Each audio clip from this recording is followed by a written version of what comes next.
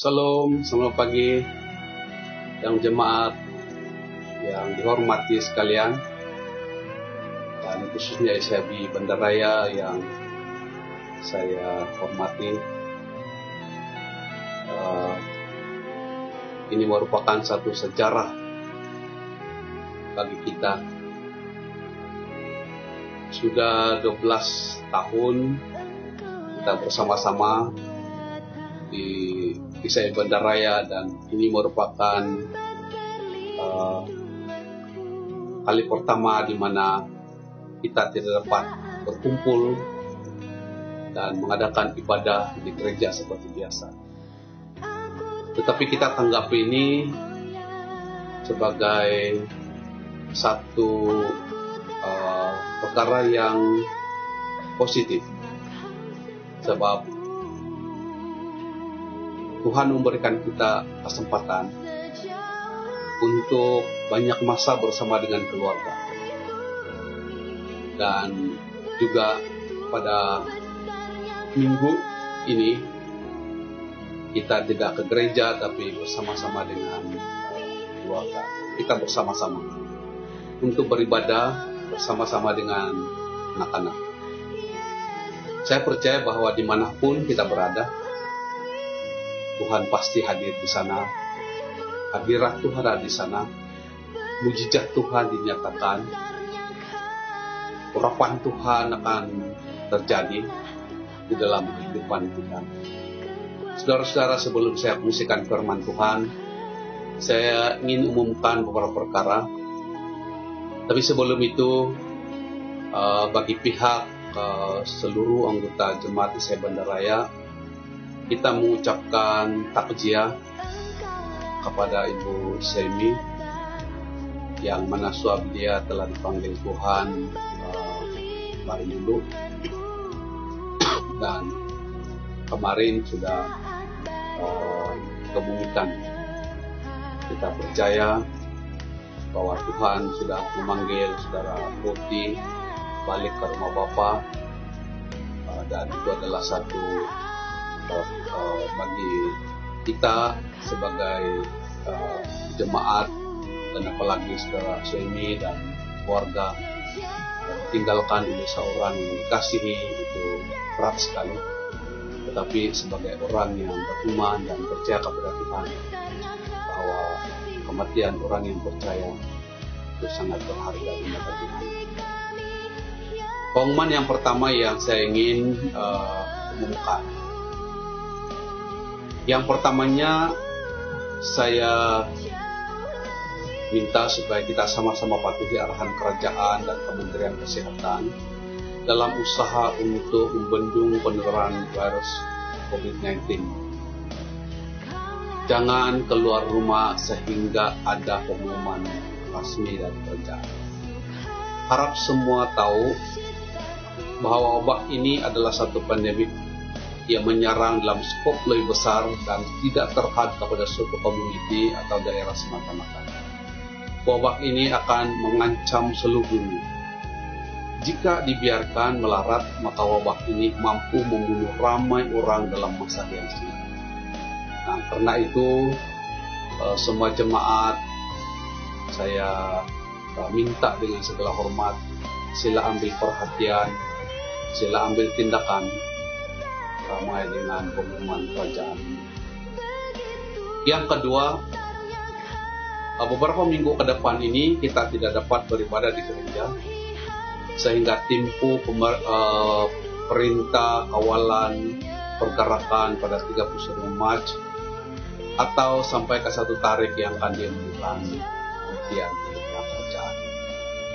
Kita tunggu, kita bersabar sampai keadaan semua kembali. Dalam tempo perintah kawalan pergerakan sehingga 34 Mac ini di seluruh negara, saya ingin mengumumkan bahwa semua aktiviti luar gereja ditangguhkan. Bagaimanapun, jika ada permintaan pelayanan yang tidak dapat dilakukan oleh jemaat, jangan segan-segan, sila hubungi saya pada bila-bila masa. Yang keempat, tanggung jawab kita untuk memberikan persembahan dan persepuluhan itu jangan diabaikan. Karena itu, waktu di dalam ibadah bersama dengan keluarga, saya minta supaya ketua keluarga bertindak sebagai usher dan sila kumpulkan uang persembahan dan persepuluhan dan serahkan kepada bendahari sidang. Untuk kemudahan, sila masukkan uang dalam akaun gereja seperti nomor akaun yang tertera di bawah ini. Dan boleh transfer uang melalui online atau nanti bila sampai masa boleh serahkan kepada bendahari atau ingin untuk rekod sila simpan riset untuk makluman bendahari ya. Saudara-saudari yang saya hormati, coronavirus adalah satu penyakit yang cukup menggerunkan, cukup menakutkan. Dan ini menjadi buah mulut di mana-mana. Ada seorang yang menghantar dalam WhatsApp, dia kata bangun pagi buka Facebook berbicara tentang corona, buka WhatsApp berbicara dengan corona, jumpa dengan orang, bercakap dengan orang, semua jadi buah mulut coronavirus. Saudara-saudara, ini sangat-sangat mencabar. Kita masuki tahun 2020 dan kita dikejutkan dengan satu kemunculan virus yang sangat berbahaya ini. Virus Corona Wuhan. Ini diberi nama coronavirus Wuhan karena ini bermula daripada Wuhan. Mulai dikesan pada bulan Januari 2020 di Wuhan, China, dan sampai petang kemarin dicatatkan bahwa seramai 275.577 orang dan sejumlah 11.276 orang yang meninggal. Dan penyakit ini atau coronavirus ini sudah merebak ke 163 negara. Bayangkan, dalam masa yang singkat dia telah merebak dengan begitu cepat sekali, dan dikatakan bahwa ini terus meningkat. Tapi kita percaya bahwa cukuplah kita berdoa supaya virus ini dihancurkan dengan darah Yesus, dan mereka-mereka yang disaki pembawa virus ini tampil untuk memberikan kerjasama kepada pihak kementerian atau kepada IM, kepada Jabatan Kesehatan untuk minta saringan kesehatan. Saudara-saudara, kita tidak dapat menafikan bahwa keadaan ini semua mencemaskan. Wabah corona telah menjadi ancaman serius bagi umat manusia, termasuk kita, dan tidak dapat menafikan bahwa semua kita ada tanggung jawab untuk menangani wabah ini daripada terus merebak. Walaupun kita ada pengharapan bahwa jikalau kita hidup itu untuk Tuhan dan mati adalah keuntungan, namun jujur kita katakan bahwa walaupun kematian merupakan kunci bagi kita untuk mendapat tempat dalam kerajaan surga, tetapi dalam keadaan sekarang ini, dan mungkin kita berpikir bahwa belum sampai waktu untuk kita pergi, kita masih ada tanggung jawab Dan bukan kita takut mati, tetapi kita masih ada tanggung jawab. Tuhan masih memerlukan kita di bumi ini. Dan saya rasa ini merupakan satu sikap kita yang betul, di mana kita menghindari dan berusaha untuk menjaga kesehatan sehingga kita tidak jangkit dengan penyakit. Dan saya percaya bahwa dengan doa kita, dengan usaha kita, maka saya yakin dan pasti kita akan dilindungi. Di tengah situasi yang mencemaskan ini, mungkin timbul pertanyaan, di manakah Allah? Kita mau bertanya, di manakah Tuhan pada saat-saat seperti ini? Seperti juga Raja Daud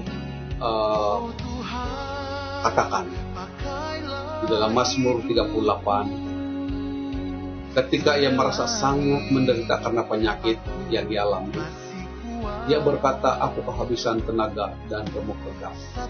Aku merintih karena detak-detuk jantung. Pengalaman Raja Daud ini juga merupakan pengalaman kita juga. Dan tidak ada salah bagi kita untuk bertanya, karena ini adalah hak kita sebagai anak-anak Tuhan. Apakah Allah berdiam diri dalam keadaan ini? Dan mungkin juga ada orang yang bertanya, adakah ini suatu hukuman dari Tuhan? Terlalu banyak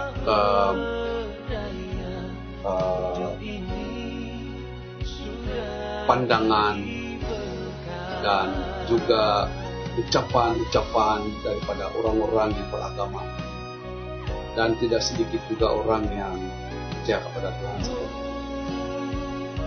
yang mereka mengeluarkan beberapa kenyataan yang seolah-olah bahwa virus ini adalah buatan Tuhan dan Tuhan gunakan untuk menghukum manusia, menghukum orang-orang yang berdosa. Tapi saudara-saudara yang saya kasih nama Tuhan, walaupun ini satu pertanyaan, bukan suatu hal yang luar biasa, karena sebagai manusia biasa kita boleh bertanya kepada Tuhan perkara-perkara dan pertanyaan-pertanyaan seperti ini. Tetapi bagi saya, Tuhan tidak pernah mengizinkan atau membiarkan kita menderita dengan penyakit. Penyakit ini hanya wujud selepas manusia jatuh ke dalam dosa. Apabila manusia jatuh ke dalam dosa, maka itu pilihan manusia. Dan apapun yang berlaku dalam kehidupan manusia selepas jatuh di dalam dosa, itu semuanya akibat karena dosa manusia. Tuhan menciptakan manusia pada mulanya. Dikatakan bahwa semua amat baik. Nah sekarang saudara-saudara yang saya kasih dalam nama Tuhan, Tuhan membiarkan semua ini dengan beberapa perkara, dan saya rasa bahwa Tuhan bukan mengirim penyakit ini untuk menghukum, tetapi karena ini adalah karena manusia sendiri yang telah memilih jalan sendiri, maka berlakulah seperti ini. Tapi kita bersyukur kepada Tuhan, sekurang-kurangnya apabila kita melalui cabaran seperti ini, kita akan mengalami satu pengalaman bersama dengan Tuhan. Saya percaya bahwa Tuhan akan membawa kita kepada satu level yang lebih dalam lagi. Kita akan menikmati dan merasakan bagaimana Tuhan menyertai dan melindungi kita dalam saat-saat seperti ini. Dan apabila kita mengalami pengalaman-pengalaman seperti ini, maka kita akan melihat bahwa Tuhan begitu baik sekali melindungi saya. Tuhan begitu baik sekali memberkati saya, sehingga saya uh, mendapat perlindungan pada saat saya berhadapan dengan bahaya. Dan kita akan merasakan bagaimana baiknya Tuhan dalam kehidupan kita. Dan inilah pengalaman rohani kita yang akan membawa iman kita lebih dalam lagi. Saudara-saudara, firman Tuhan sangat jelas. Dalam Ibrani pasal 13 ayat 5 menegaskan bahwa Allah tidak pernah meninggalkan umat. Tuhan mengendalikan segala sesuatu. Dahulu, sekarang, dan akan datang. Saudara-saudara, Tuhan tidak pernah melupakan ciptaan. Dia tetap bersama dengan kita. Dia ada di sini. Dia memperhati kehidupan kita. Dan Tuhan tidak pernah melalaikan apa yang Dia sudah janjikan kepada Bapak leluhur kita, Abraham, Ishak, dan Yakub. Tuhan melindungi kita, saudara-saudara. Tuhan menatang kehidupan kita. Saya sangat yakin bahwa orang-orang yang percaya sangat berharga di mata Tuhan. Saudara, kita bersyukur kepada Tuhan karena para ilmuwan sedang berusaha untuk menemukan vaksin. Tapi dalam masa yang sama kita bersyukur kepada Tuhan karena kita memiliki akses untuk datang kepada Allah di dalam doa. Firman Tuhan katakan, doa orang-orang yang benar, bila dengan yakin didoakan, sangat besar kuasanya. Saudara dan saudari yang saya hormati sekalian,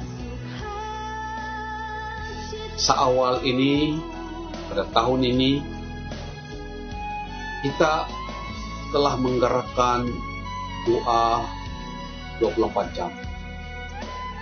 Saya bangga karena ramai jemaat yang respon dan mengambil bahagian. Pada mulanya kita minta supaya jemaat mengasingkan masa 10 menit seorang untuk berdoa.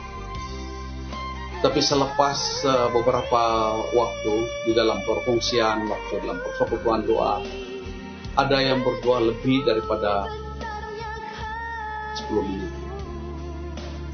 Dan ini menandakan bahwa kita menikmati hadirat Tuhan di dalam masa kita berdoa. 10 menit itu tidak cukup untuk kita menikmati bersekutu dengan Tuhan, meluahkan apa yang kita minta dengan Tuhan, dan apalagi dengan sekarang ini. Saya percaya bahwa banyak perkara yang kita mau sampaikan kepada Tuhan. Kepada sidang jemaat yang belum mengambil keputusan untuk berdoa bersama dengan kami dalam 24 jam, disebut sebagai doa berantai, saya merayu supaya Anda daftarkan dulu. Mari kita sama-sama sepakat di dalam doa. Bukan hanya sekadar mohon berkat, bukan hanya sekadar mohon perlindungan untuk keluarga, tapi kita berdoa untuk orang lain juga. Kita mengasihi diri kita, tapi juga kita mengasihi orang lain. Dan itulah sebabnya doa itu sangat-sangat penting. Tidak banyak perkara yang kita boleh buat di luar sana. Mungkin tenaga kita terbatas, keuangan pun tidak seberapa yang kita mungkin dapat sumbang untuk pelayanan. Tetapi mari kita sumbang doa. Kalau kita bersatu di dalam doa dan sumbang tenaga, sumbang keuangan, saya sangat bangga karena jemaat Masjid Bandaraya bukan hanya sekadar menyumbang keuangan, tetapi juga menyumbang tenaga, masa. Dan ini yang saya merasa bangga dengan kamu sekalian, karena bukan hanya kita bercakap, tetapi kita ada tindak. Saudara, kembali kepada doa ini. Mari kita sepakati dalam doa, berdoa bersama dengan keluarga. Dalam masa kita kawal pergerakan, kecuali ada keperluan yang tidak dapat dilakukan, baru kita dibenarkan keluar. Hari ini masa yang cukup baik untuk kita ambil masa baca firman Tuhan,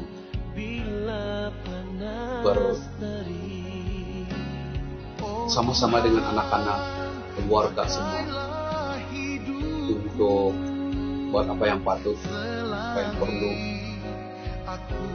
dan lebih daripada itu dalam doa. Saudara-saudara yang saya kasih dalam nama Tuhan, saya percaya bahwa di dalam doa ini bukan hanya sekadar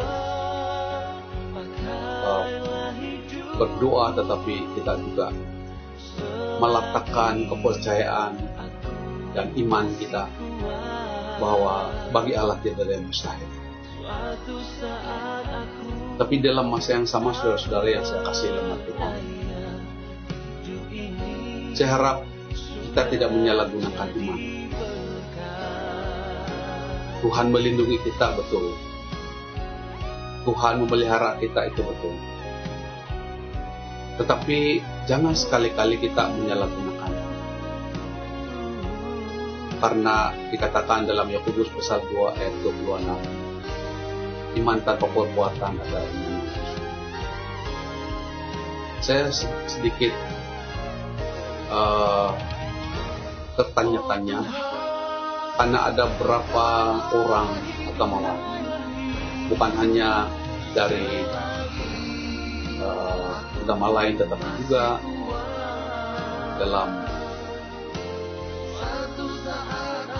agama Kristen, dan mereka ini bukan orang yang biasa-biasa. Mereka ini hamba Tuhan. Apabila kerajaan mengeluarkan arahan untuk tidak berkumpul dan mengadakan ibadah di gereja, seolah-olah arahan kerajaan ini dianggap remeh, dan lebih daripada itu, seolah-olah orang atau orang-orang Kristen yang tidak mengadakan ibadah di gereja orang iman, dan mereka yang mengadakan ibadah di gereja itu kuat iman, atau saya tidak tahu apa alasan dan sebagainya. Tapi bagi saya secara pribadi, saudara-saudara, iman dan perbuatan itu harus berjalan serentak. Dalam arti kata, mari kita tunduk dan patuh kepada arahan kerajaan dan Kementerian Kesehatan. Kalau kita tidak mengasihi diri kita sendiri dan mengasihi orang lain, kita akan bertindak secara sembrono, seperti agama yang lain, bukan semua, tapi mereka seolah-olah berkata bahwa mereka dilindungi Tuhan. Tapi kenyataannya sekarang ini kita lihat bahwa justru merekalah yang telah menjadi penyebab di mana virus ini merebak di mana-mana. Saudara-saudara, mari kita beriman, tapi juga dalam masa yang sama kita gunakan akal kita. Kita bertindak, kita lakukan apa yang terbaik untuk semua, untuk kesejahteraan. Saudara-saudara, Tuhan akan melindungi kita bersama-sama. Dalam sambil kita berdoa, beriman, di dalam masa yang sama mari kita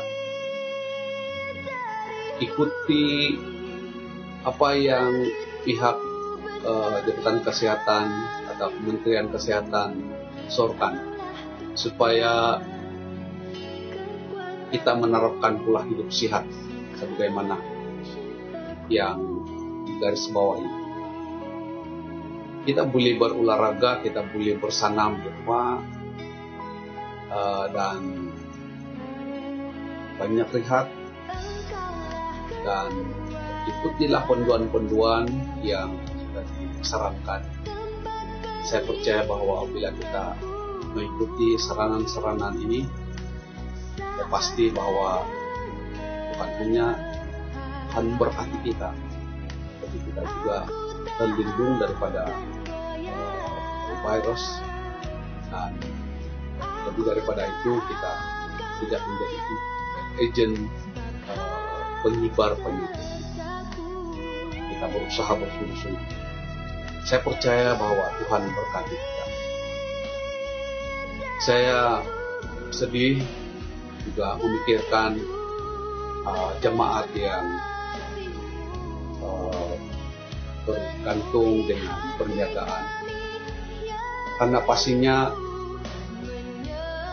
dalam masa ini mereka tidak dapat berniaga, dan ini memberikan kesan dari segi ekonomi. Tapi saya percaya bahwa Tuhan memberkati kami. Tuhan tidak pernah membiarkan anak-anaknya jadi peminta-minta. Tuhan akan memberkati kita dalam cara yang lain.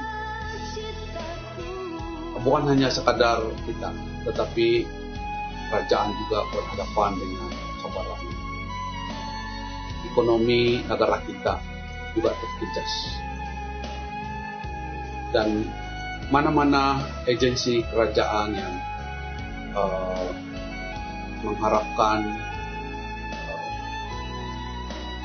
income melalui pelancongan dan sebagainya, dan pengusaha-pengusaha hotel, restoran dan sebagainya pasti saja terjejas dari segi ekonomi. Tapi marilah kita mengangkatkan doa kita bersama-sama, bahwa bagi Allah tidak ada yang mustahil.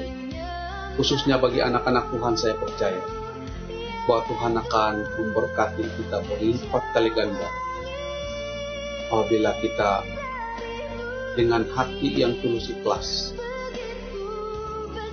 untuk mengiyahkan pihak berkenaan, pihak kerajaan untuk bersama-sama membendung wabah daripada virus corona. Saudara-saudara, mari kita berdoa. Kita berdoa supaya Tuhan melindungi anak-anak Tuhan. Tuhan memberkati para peniaga, dan khususnya para kaki tangan staf hospital, para dokter, nurse, juga pembantu perubatan, dan semua yang bekerja di hospital. Juga kita berdoa untuk pihak keselamatan dalam negeri, polis dan askar yang mengawal keadaan keselamatan negara kita, supaya Tuhan memberikan perlindungan. Kita juga berdoa supaya ada kesadaran dari semua rakyat Malaysia, supaya tidak melanggar arahan kerajaan dan juga pengumuman dan permintaan yang di Pertuan Agong. Kita hormati dan kita doakan supaya semua kita sama-sama bekerja sama untuk merealisasikan kehendak dan juga kerinduan semua orang. Mari kita berdoa. Bapa, di hadapan-Mu kami datang, kami merendahkan hati kami merendahkan hati kami. Kami mengakui segala dosa dan kelemahan kami, ya Tuhan. Bapa di surga, kami berdoa, pulihkanlah negara kami, pulihkan dunia ini daripada ancaman virus COVID-19. Kami percaya Tuhan Yesus bahwa Tuhan tidak pernah tidak memperhatikan anak-anak dan keadaan di atas muka bumi. Bapa di surga, kami berdoa supaya anak-anak Tuhan dimanapun mereka berada, yang percaya kepada Tuhan ada perlindungan khusus dari Tuhan. Darah Kristus akan menjaga dan membungkus anak-anak. Saya berdoa Tuhan Yesus supaya ekonomi anak-anak Tuhan dipulihkan. Walaupun dalam beberapa hari ini mereka tidak dapat berniaga. Dan juga negara kami juga menghadapi masalah ekonomi oleh karena wabah. Kami berdoa supaya ini dipulihkan ya Tuhan. Kami berdoa supaya Tuhan memberkati setiap anak-anak-Mu dan negara ini. Ampunilah pemimpin-pemimpin kami ya Tuhan, kalau mereka melakukan sesuatu yang tidak berkenaan terhadap kami. Pulihkanlah negara kami, pulihkanlah dunia ini Tuhan daripada wabah ini. Bapa di surga, terpujilah Engkau, terpujilah Engkau Tuhan Yesus. Engkau sudah mendengar doa di dalam nama Roh Kudus yang kita berdoa. Amin. Saudara-saudara yang dikasihi, selamat beristirahat di rumah. Tuhan memberkati. Dan kita boleh